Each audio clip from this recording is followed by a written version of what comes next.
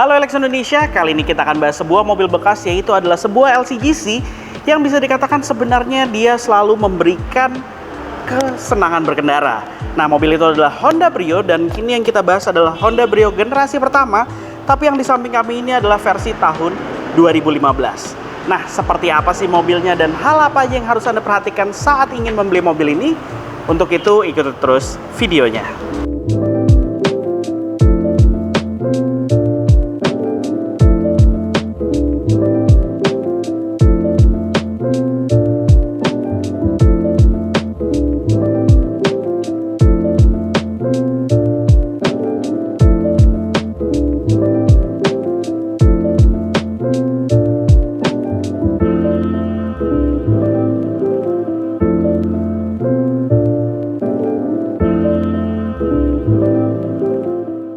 Untuk penampilannya, Honda Brio generasi pertama yang lahir di tanah air sejak tahun 2013 ini memang ada kemiripannya dengan Honda Mobilio generasi awal. Mulai dari headlamp, kemudian juga kap mesin, itu masih ada kemiripannya. Dan memang untuk bumpernya sendiri barulah berbeda untuk Brio ini, karena Anda bisa lihat dia memiliki plastik hitam yang mendominasi hampir setengah bagian dari bumpernya. Dan yang di samping kami ini merupakan Honda Brio Satya tipe E yang merupakan varian tertingginya. Makanya dia sudah dilengkapi dengan fog lamp sebagai standarnya. Memang masih menggunakan fog lamp dengan bohlam halogen biasa.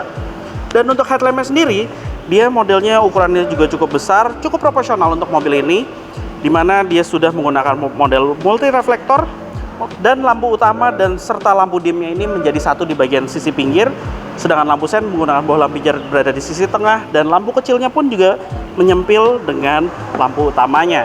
Kemudian yang membuat cantik adalah dia dilengkapi dengan reflektor berwarna hitam glossy di sekitar dari lampu utamanya ini. Dan ada sedikit sentuhan chrome di bagian grill dengan ukuran cukup besar, tapi menurut kami sentuhan chrome-nya ini tidak terlalu berlebihan. Sekarang kita lihat ke bagian mesinnya.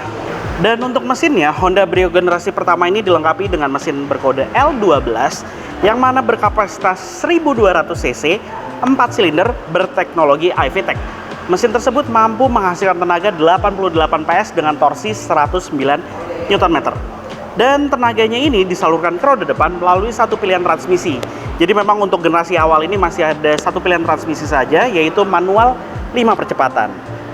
Dan sekarang kita berada di bagian samping dari Honda Brio Satya generasi pertama ini, di mana memang sebenarnya mobil ini memiliki dimensi yang terbilang sangat kecil, karena memang mobil ini berada di bawah Honda Jazz. Segmennya jauh di bawah Honda Jazz, yang mana memang mobil ini masuk ke dalam segmen LCGC untuk Honda Brio Satya.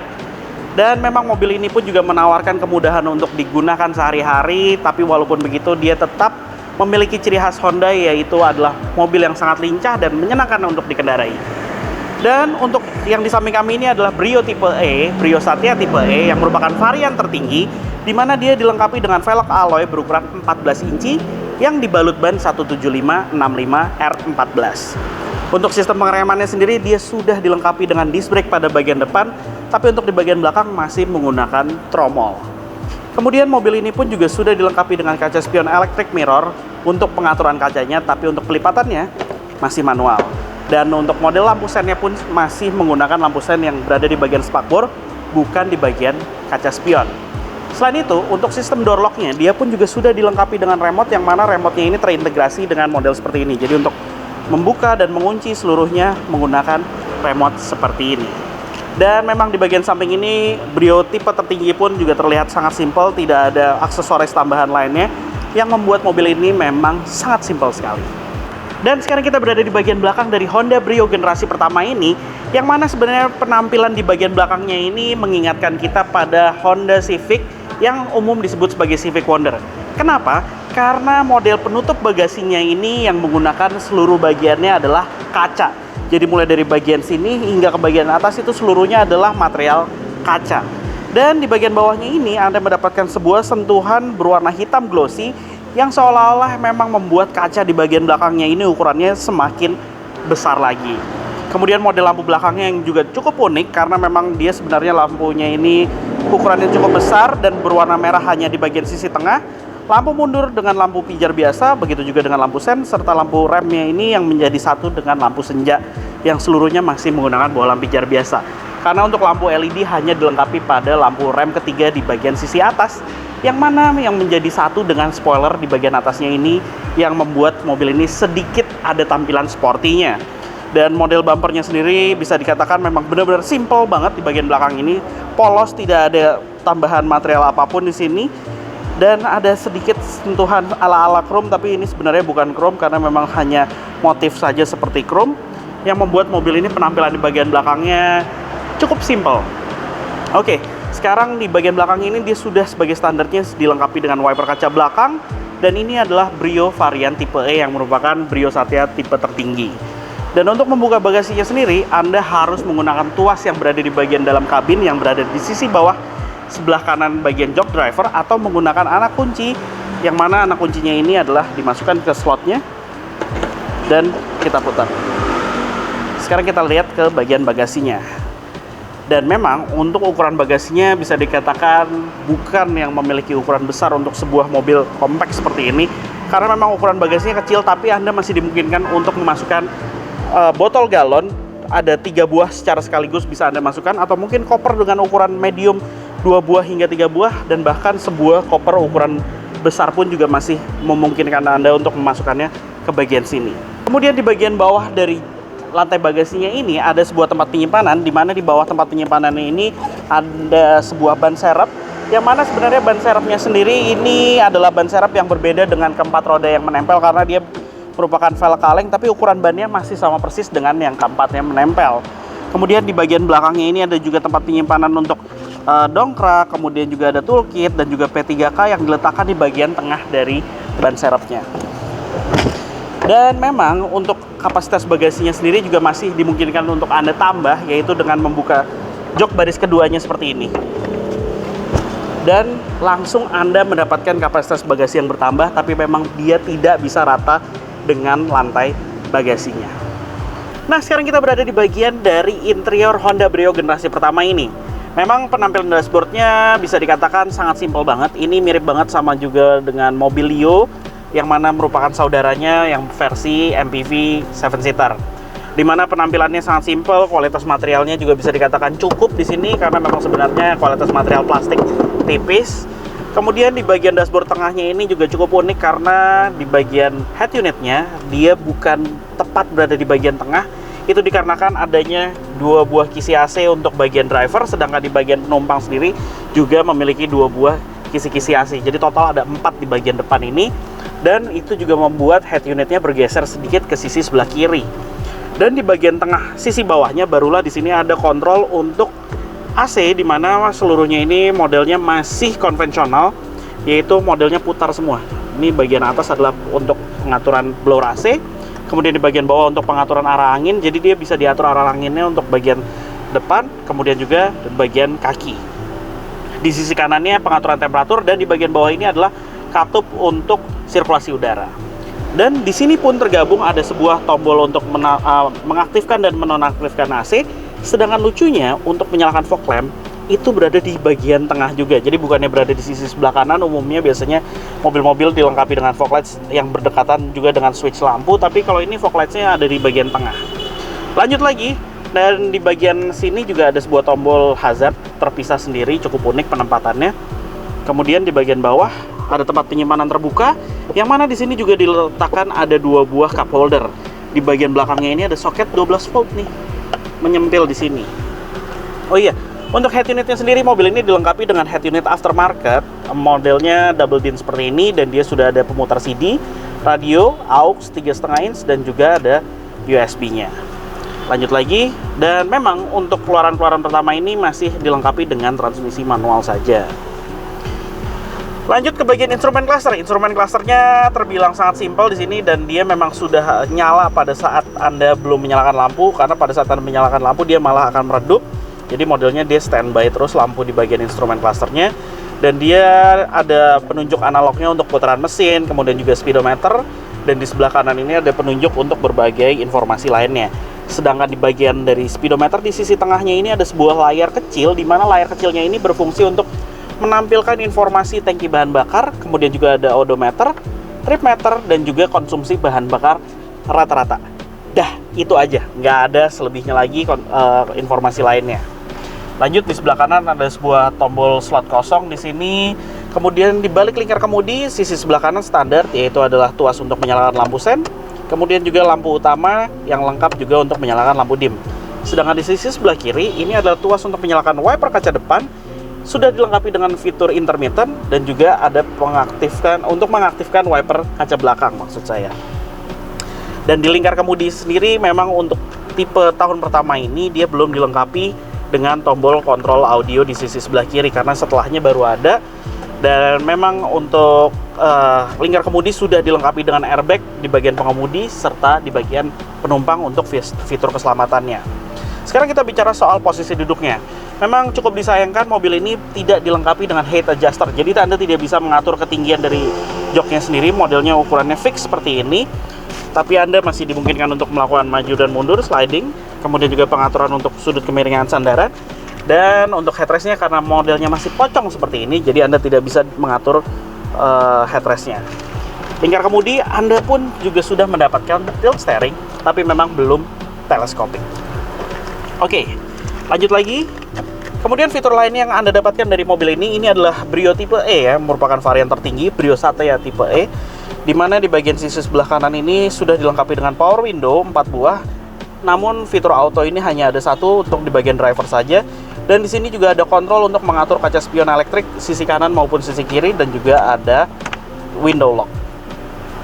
Dan untuk material di bagian dalam ini memang Brio Satya ini mendapatkan kualitas material di mana ada dua kombinasi warna. Jadi untuk bagian dashboard ini berwarna hitam agak coklat tua banget. Kemudian di bagian joknya ini adalah berwarna beige seperti ini dengan motif seperti ini, yang mana sebenarnya beige ini mengundang kotor sekali karena ini aja di bagian samping saya aja di bagian sisi pengemudi sudah terlihat kotor, kemudian juga di penumpang juga sudah mulai terlihat kotor. Dan itu berlanjut ke bagian pilar, seluruh pilarnya, dan juga di bagian plafon yang berwarna beige. Jadi coklat muda terang seperti ini yang menciptakan kesan lega di dalam kabinnya memang. Oke, lanjut lagi. Di bagian konsol tengah ini ada rem tangan model konvensional, di sisi belakangnya ada tempat penyimpanan terbuka, kemudian mendapatkan laci di sini, dan juga door pocket yang ukurannya pun juga cukup lumayan di sini dan dimungkinkan untuk menyimpan botol minuman ukuran besar. Lanjut bagian atas, Anda mendapatkan cermin di masing-masing sisi, tapi memang tidak ada lampu penerangan. Kemudian juga untuk kaca spion tengahnya ini masih model konvensional biasa. Sekarang kita pindah yuk ke bagian belakang. Nah, sekarang kita duduk di baris kedua dari Honda Brio ini. Memang di generasi pertama ini dia memiliki kabin yang tidak seluas dengan generasi-generasi keduanya. Di mana generasi kedua memang sudah memiliki wheelbase yang sedikit lebih panjang yang membuat mobil ini pun memiliki kabin yang lebih lega. Tapi walaupun begitu, ini adalah posisi mengemudi saya dengan postur tubuh saya 165 cm. Anda bisa lihat, Anda masih mendapatkan legroom yang cukup lega, kemudian headroom ya oke lah. Memang sebenarnya tidak bisa maksimal untuk orang yang memiliki postur yang jauh lebih tinggi dibandingkan saya. Tapi untuk saat ini saya merasa bahwa duduk di bagian belakang ini cukup nyaman. Karena apa? Sudut kemiringan sandaran terasa pas, dan juga bagian penyangga kaki pun juga dapat menyangga paha secara pas. Dan kaki Anda pun masih bisa selonjor karena bisa masuk ke bagian bawah dari jok baris pertama. Dan saya akan membahas soal kualitas material kabin di bagian belakang ini. Untuk bagian door trimnya memang seluruhnya menggunakan bahan plastik yang sama persis seperti di bagian depan. Saya belum menjelaskan, yaitu kualitas plastik yang cukup baik sebenarnya. Memang agak terasa tipis di sini dengan warna beige yang membuat kabin terasa lega seperti yang saya bilang di bagian depan tadi. Kemudian di bagian belakang ini Anda juga mendapatkan power window switch-nya yang modelnya lebih simple, tidak seperti di bagian depan. Dan di bagian belakang ini juga Anda hanya mendapatkan door pocket dengan ukuran kecil di bagian sisi sini, dan juga backseat pocket di masing-masing sisi.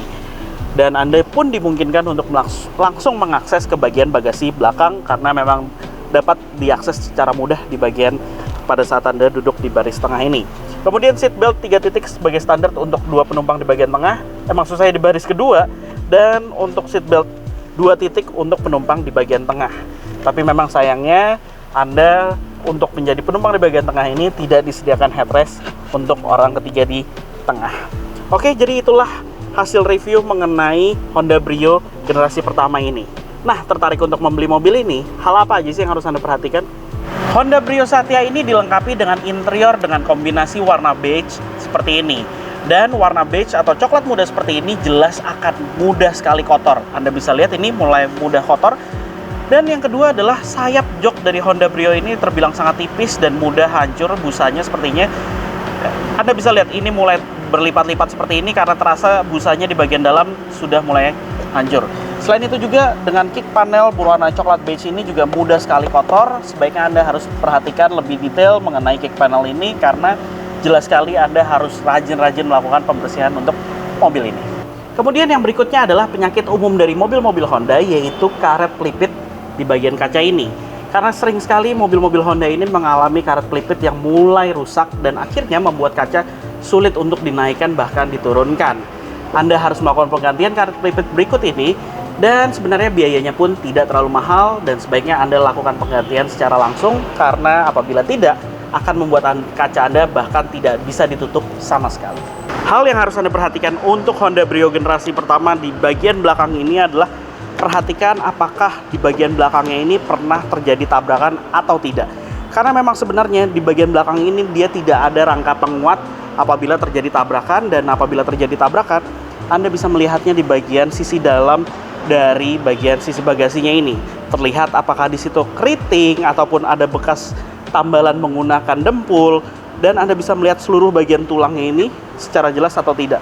Anda bisa lihat dengan detail seluruh bagiannya apabila ada yang ditutupkan menggunakan dempul serta cat apabila pernah terjadi tabrakan pada mobil ini. Dan ingin lebih jelasnya lagi, Anda harus membuka bumper di bagian belakangnya.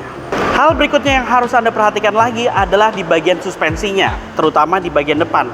Karena memang jelas sekali Honda Brio ini banyak yang mengeluhkan dari para pemiliknya, yaitu adalah lemahnya suspensi di bagian depan.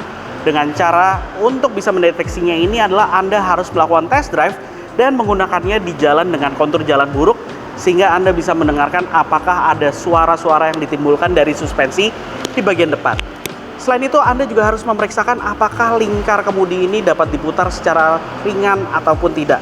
Karena mobil ini dilengkapi dengan EPS alias Electronic Power Steering, yang mana apabila ada masalah otomatis lingkar kemudinya ini akan sulit untuk digerakkan secara mudah. Dan itulah hal-hal yang harus Anda perhatikan saat ingin membeli Honda Brio generasi pertama ini. Bicara soal pajaknya, Honda Brio yang di samping kami ini, yaitu lansiran tahun 2015, memiliki beban pajak per tahunnya adalah 2,1 jutaan. Dan untuk harga pasarannya sendiri, Anda bisa mendapatkan Honda Brio ini mulai dari harga di bawah 100 juta, bahkan sedikit di atas 100 juta tergantung kondisinya. Yang kebetulan di samping kami ini adalah Brio Satya tipe E yang dijual oleh Mobil19 dengan odometer mencapai 35.000 saja, yang dibuka dengan harga 100 juta rupiah. Nah, jadi begitulah hasil review kami mengenai Honda Brio Satya tipe E generasi awal ini. Jangan lupa like video ini jika Anda menyukainya, serta subscribe ke channel OLX Indonesia. Main juga ke website kami di www.olx.co.id untuk mencari mobil bekas impian Anda yang lainnya. Main juga ke website kami di news.olx.co.id untuk mencari berita-berita terkini mengenai otomotif. Terima kasih telah menonton video ini, tunggu video kami selanjutnya.